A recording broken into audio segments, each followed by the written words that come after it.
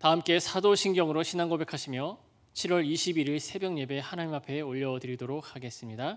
전능하사 천지를 만드신 하나님 아버지를 내가 믿사오며 그 외아들 우리 주 예수 그리스도를 믿사오니 이는 성령으로 잉태하사 동정녀 마리아에게 나시고 본디오 빌라도에게 고난을 받으사 십자가에 못 박혀 죽으시고 장사한 지 사흘 만에 죽은 자 가운데서 다시 살아나시며 하늘에 오르사 전능하신 하나님 우편에 앉아 계시다가 저리로서 산자와 죽은 자를 심판하러 오시리라. 성령을 믿사오며 거룩한 공회와 성도가 서로 교통한 것과 죄를 사하여 주시는 것과 몸이 다시 사는 것과 영원히 산 것을 믿사옵나이다. 아멘. 오늘 말씀은 이사야 45장 9절에서 13절까지 말씀 보도록 하겠습니다. 이사야 45장 9절에서 13절 말씀 제가 읽어드리도록 하겠습니다. 질그릇 조각 중 한 조각 같은 자가 자기를 지으신 이와 더불어 다툴진대 화 있을진저 진흙이 토기장에게 너는 무엇을 만드느냐 또는 내가 만든 것이 그는 손이 없다 말할 수 있겠느냐. 아버지에게는 무엇을 낳았소 하고 묻고 어머니에게는 무엇을 낳으려고 해산의 수고를 하였소 하고 묻는 자는 화 있을진저 이스라엘의 거룩하시니 곧 이스라엘을 지으신 여호와께서 이같이 이르시되 너희가 장래 일을 내게 물으며 또 내 아들들과 내 손으로 한 일에 관하여 내게 명령하려느냐. 내가 땅을 만들고 그 위에 사람을 창조하였으며 내가 내 손으로 하늘을 펴고 하늘의 모든 군대에게 명령하였노라. 내가 공의로 그를 일으킨지라 그의 모든 길을 곧게 하리니 그가 나의 성읍을 건축할 것이며 사로잡힌 내 백성을 값이나 갚음이 없이 놓으리라. 만군의 여호와의 말이니라 하셨느니라. 아멘. 하나님의 절대 주권을 확인할 수가 있습니다. 그 이유는 하나님께서 이스라엘 백성들을 구원하시고 회복시키기 위해서 고레스 왕까지 사용하셨기 때문입니다. 그래서 우리가 읽지는 않았지만 45장 1절 말씀에 여호와께서 그의 기름 부음 받은 고레스에게 이렇게 말씀하셨습니다. 내가 내 오른손을 잡고 민족들을 내게 굴복시키고 왕들을 무장해제시키겠다. 내 앞에 있는 성문을 활짝 열어줘서 성문들이 다시는 닫히지 않게 하겠다. 여기 나오는 고레스 왕은 바벨론 제국을 무너뜨렸던 페르시아의 왕입니다. 이 사람은 하나님을 섬기지도 않았습니다. 그리고 하나님의 이름도 모릅니다. 다시 말해서 하나님과 아무런 관계가 없는 사람이었습니다. 자, 그런데 1절 말씀에 보면 하나님께서 고레스 왕에게 기름을 부었다라고 말씀하십니다. 너무나 좀 당황스럽지 않습니까? 하나님께서 이스라엘 백성을 사랑했다면 이해할 수 있겠지만 하나님을 알지 못하는 그 이방 나라 바로 그 고레스를 사랑하고 축복했다는 것은 도저히 이해할 수가 없다는 것이죠. 역사를 보면 흥망성쇠가 있습니다. 한 나라가 일어서면 한 나라는 망하고 한 문명이 일어서면 한 문명은 사라집니다. 역사상 영원한 나라도 없고 영원한 문명도 없습니다. 무엇보다도 역사의 흥망성쇠는 우연히 절대 아님을 우리는 알 필요가 있다는 것이죠. 바로 역사의 배후에는 역사를 주관하는 바로 하나님이 계신다는 것입니다. 그런데 역사를 주관하시는 그 하나님께서 바로 우리 인생 또한 주관하신다는 사실입니다. 산전수전을 겪고 또한 죽을 고비를 넘기면서도 철없이 내 인생은 내 것이다 라고 말하는 사람도 있겠지만 이런 일을 겪게 되면 내 인생은 하나님께서 이끄시는구나 라며 창조주 하나님 앞에 겸손히 자신의 삶을 의탁하게 된다는 것이죠. 세상 사람들은 인간이 역사의 주관자다라고 생각합니다. 그러나 성경을 보면 누가 역사의 주관자인지를 너무나 잘 알 수가 있습니다. 믿음의 조상인 아브람과 이삭과 야곱의 삶은 당시 강대국과 아주 관련이 있습니다. 특별히 요셉을 보면 애굽이라는 그 강대국과 아주 깊은 관련이 있습니다. 그리고 모세는 하나님의 부름을 받고 이스라엘 백성들을 애굽에서 탈출시켰습니다. 남유다는 아수르에 의해서 멸망을 당했고 북이스라엘은 바벨론에 의해서 멸망을 당했습니다. 이스라엘 백성들은 이 바벨론에서 70년 동안 포로 생활을 하면서 그들이 하나님보다 바벨론이 더 커 보이지 않았을까? 온 세상을 바벨론이 통치하는 것처럼 생각하지 않았겠습니까? 그러나 이 거대한 바빌론 제국을 과연 누가 무너뜨릴 수 있을까라고 그렇게 생각했지만 하나님께서 이스라엘 백성들이 바빌론 제국 아래에서 신음하고 있는 것을 하나님께서는 아시고 그들을 구원하시기로 결정하신 것입니다.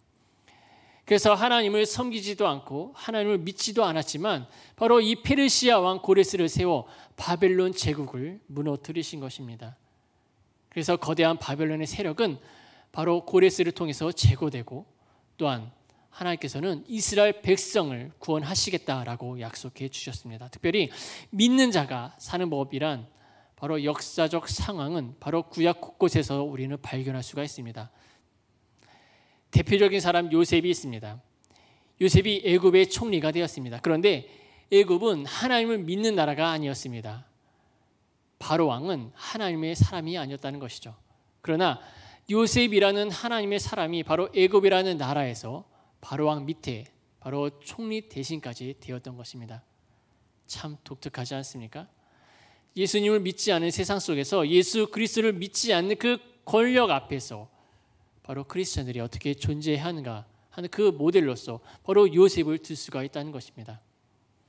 하나님의 관심은 거대한 제국이 아니었습니다. 바로 약하고 보잘것없고 부족한 이스라엘 백성들이었습니다. 또한 우리는 다니엘을 한번 생각해 보길 바랍니다. 다니엘은 하나님을 섬기지 않은 나라에서 하나님께 예배드리고 하나님을 섬기다가 결국 사자굴에 들어가 거기서 죽을 고비가 있었던 것을 우리는 알 수가 있습니다. 그렇지만 거기서 다니엘의 그 리더십과 또한 정치력과 지혜와 능력을 인정받아 결국 최고의 통치자 그 밑에까지 들어가게 됩니다. 성경을 보면 이 다니엘은 세 왕을 섬기게 되는데요. 느부갓네살 왕, 그의 아들 벨사살 왕, 다리오 왕을 섬깁니다. 왕들은 다 죽었지만 결국 다니엘은 끝까지 남아서 바로 그들을 섬겼습니다. 사랑하는 영광교회 성도 여러분, 이것이 불신자들이 가득하고 하나님이 없는 세상 속에서 우리가 어떻게 존재해야 하는가를 바로 보여주고 있는 것입니다. 그런데 하나님께서는 이방의 정복자 고레스를 통해 바로 이스라엘을 해방시킨다는 그 예언이 바로 이스라엘 백성들에게 얼마나 귀에 거슬리고 들렸는지 또한 우리는 알 수가 있습니다. 왜 하필 이방 사람을 통해서인가? 이스라엘 중에서 모세나 다윗과 같은 그 위대한 지도자를 일으켜 그 일을 이루면 더 좋았을 것이 아닌가 하는 그런 생각으로 하나님의 그 구원 방식에 대해서 못마땅해 할 수 있었다는 것이죠. 그래서 이사야 선지자는 이 같은 그 이스라엘 백성들의 불평과 의심에 대해 두 가지를 비유를 들면서 그들에게 대답해 주었습니다. 첫째는 9절 말씀에 토기장이와 진흙의 비유입니다. 특별히 9절은 유대인을 통하여 제기될 수가 있습니다. 왜 하나님은 그들로 포로가 되게 하셨는가? 그리고 하필이면 이방 왕들을 통해 포로로 귀환케 하는가? 그리고 궁극적으로는 왜 하나님은 구원자를 내시어 이방인도 구원하신가 등에 대한 별증이 담겨져 있습니다. 그래서 바울은 로마서 9장 11절에서 21절 바로 본 구절을 인용함으로써 하나님이 이방인을 구원하시는 그 근거를 제시하고 있습니다. 하나님이 이방인을 구원하시는 것은 한마디로 그의 절대적 주권의 기한에 있다라고 하는 것이죠. 그래서 진흙과 같은 존재인 인간이 토기장이신 그 하나님께 대하여 내가 무엇을 만드느냐 혹은 내가 만드는 것이 손재주가 없는 졸작이냐라고 하는 그런 식으로 불평할 수 없다는 것을 보여주고 있는 것입니다. 본문에서 인간은 진흙 또한 혹은 진흙으로 빚어진 질그릇과 같은 조각, 그것도 온전한 것이 아닌 깨진 질그릇 조각 중 한 조각 중에 불과한 존재로 묘사되어지고 있습니다. 그런 존재가 감히 자기를 지으신 자에게 불평하고 또한 더불어 다툴 수 없다는 것을 우리에게 보여주고 있는 것이죠.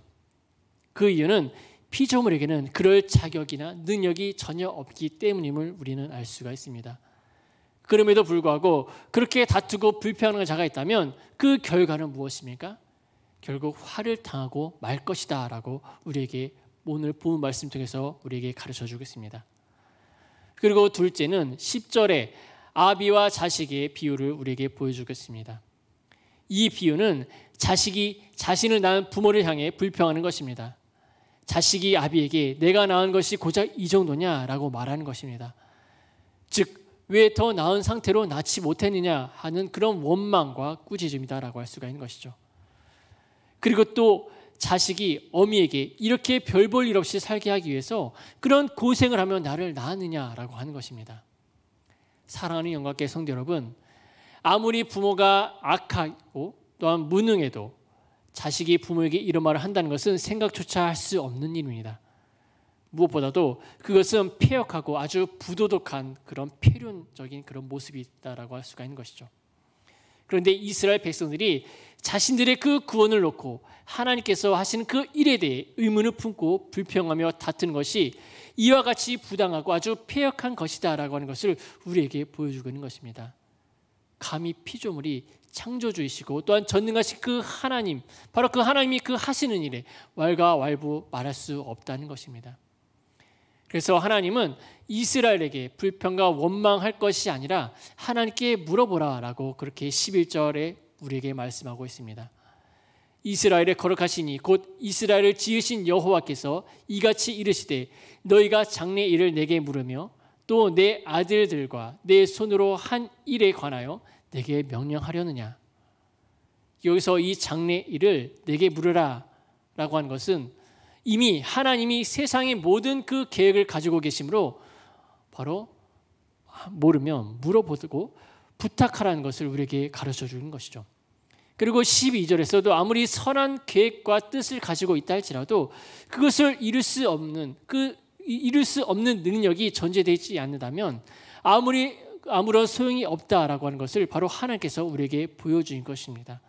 다시 말해서 하나님은 자신이 만물의 창조주요 통치자다라고 하는 그런 사실을 바로 우리에게 보여주고 있는 것이죠.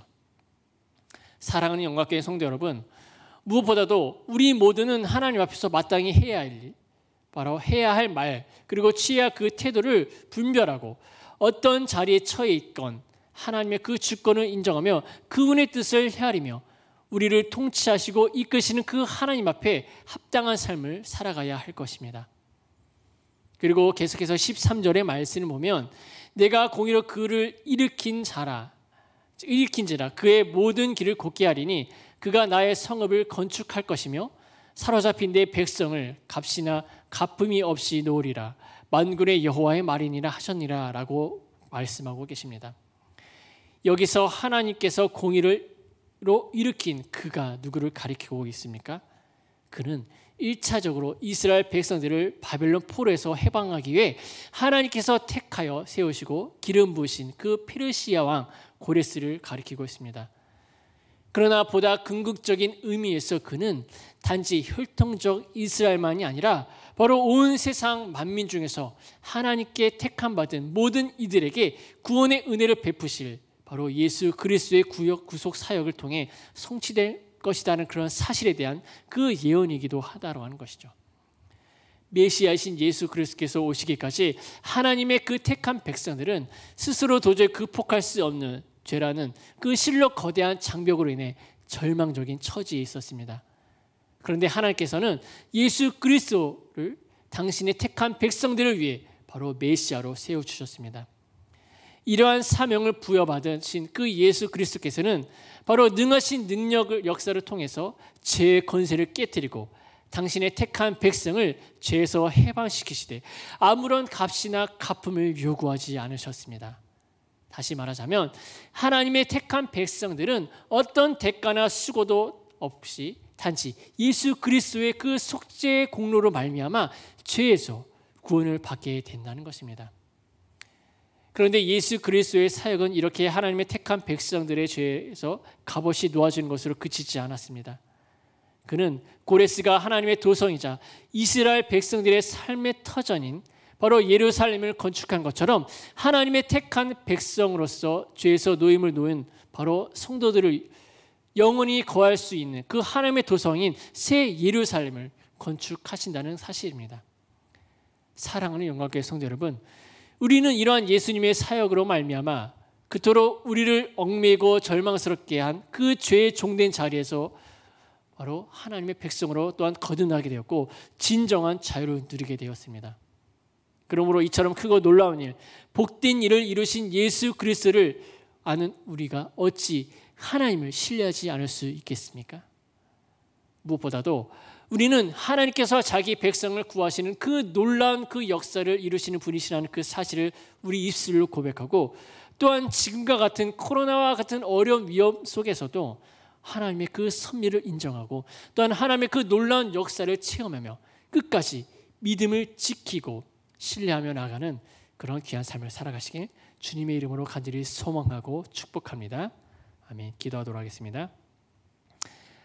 하나님 아버지, 감사합니다. 모든 역사의 주관자 되신 그 하나님을 우리가 인정하며, 또한 우리 입술로 고백하며, 지금 상황이 비록 힘들고 어려운 상황이라 할지라도 우리를 구원하신 그 하나님의 그 약속을 우리가 굳게 믿고 지금도 함께 하시고 영원히 우리와 함께 하실 그 예수 그리스도를 바라보며 우리가 늘 주님의 그 말씀을 순종하여 승리하는 그런 하루하루 살아갈 수 있도록 도와주시옵소서. 우리가 비록 이 세상 살아가고 있지만 우리의 힘으로는 도저히 감당할 수 없는 그 어려운 상황 가운데서도 그 하나님의 그 주권과 그 하나님의 섭리를 인정하며 더욱더 하나님의 그 은혜를 구하면 그런 귀한 하나님 참된 자녀로서 하나님 이 세상 살아갈 수 있도록 도와주시옵소서. 감사하며 예수 그리스도의 이름으로 기도드립니다. 아멘. 이 시간 우리 세 가지 기도 제목을 놓고 우리 성도님들 기도하시고 각자 주기도문 하시고 예배를 마치도록 하겠습니다.